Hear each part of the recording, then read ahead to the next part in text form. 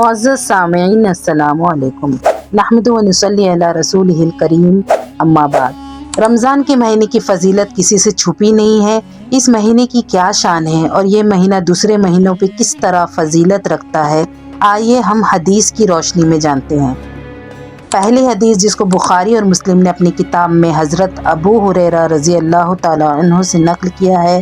وہ کہتے ہیں کہ نبی کریم صلی اللہ علیہ وسلم کا ارشاد ہے کہ جب ماہ رمضان شروع ہوتا ہے تو آسمان کے دروازے کھول دیے جاتے ہیں، اور دوسری روایت میں یہ ہے کہ جنت کے دروازے کھول دیے جاتے ہیں اور جہنم کے دروازے بند کر دیے جاتے ہیں اور شیاطین کو قید کر لیا جاتا ہے، اور روایت میں یہ الفاظ بھی ہے کہ رحمت کے دروازے کھول دیے جاتے ہیں، یعنی یہ ماہ شیاطین کے شر سے محفوظ رہنے کا ہے،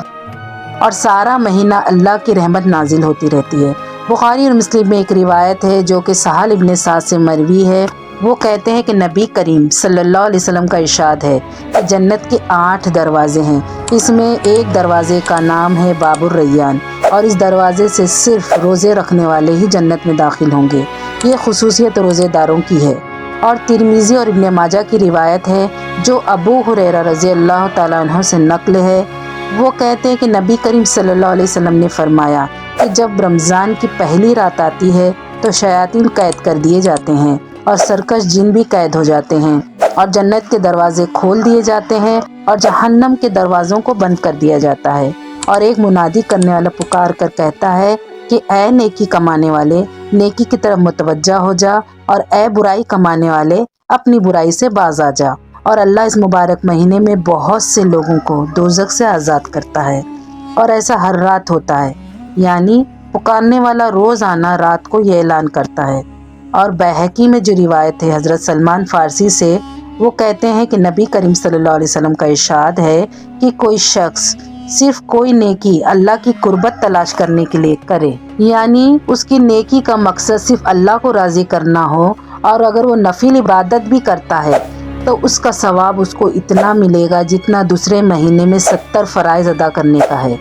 یہ مہینہ صبر کا ہے اور صبر کا ثواب جنت ہے، اور یہ مہینہ غم خواری کا ہے۔ یہ ایک ایسا مہینہ ہے جس میں مومن کا رزق بڑھا دیا جاتا ہے، اور اگر کوئی شخص اس مہینے میں کسی روزے دار کو روزہ افطار کرائے گا، وہ اس کے لیے گناہوں سے بخشنے کا ذریعہ بنے گا اور دوزخ سے نجات پانے کا ذریعہ بنے گا، اور روزے دار کے ثواب میں بھی کوئی کمی نہ کی جائے گی، اور روزہ کھلوانے والے کے ثواب میں بھی کچھ کمی نہ ہوگی، یعنی دونوں کو برابر ثواب ملے گا۔ تو صحابی پوچھتے ہیں کہ نبی کریم صلی اللہ علیہ وسلم سے کہ اے اللہ کے رسول، ہمارے پاس اتنا سامان نہیں ہوتا کہ ہم دوسرے روزے داروں کو روزہ کھلوائے،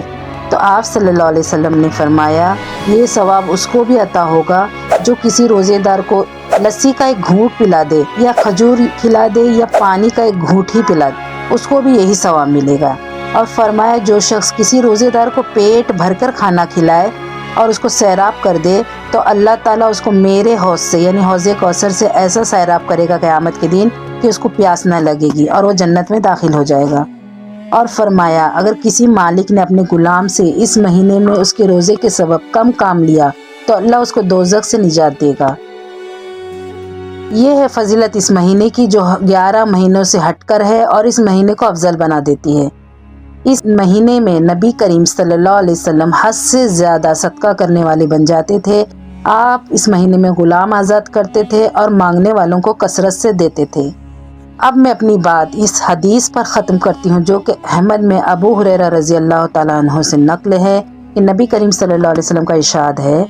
کہ امت محمدی کی بخشش کی جاتی ہے جو روزے دار ہیں رمضان کے آخری رات میں۔ پوچھا گیا یا رسول اللہ صلی اللہ علیہ وسلم کیا وہ شب قدر کی رات ہے؟ آپ صلی اللہ علیہ وسلم نے فرمایا نہیں، بلکہ جب امت اپنا کام پورا کر دیتی ہے اور اپنا روزہ مکمل کر لیتی ہے تو اس کو اس کے کام کی اجرت دی جاتی ہے۔ اب انشاءاللہ روزے کے احکام کے بارے میں ہم ہماری اگلی ویڈیو میں جانیں گے۔ وآخر دعوانا ان الحمدللہ رب العالمین۔ السلام علیکم ورحمۃ اللہ وبرکاتہ۔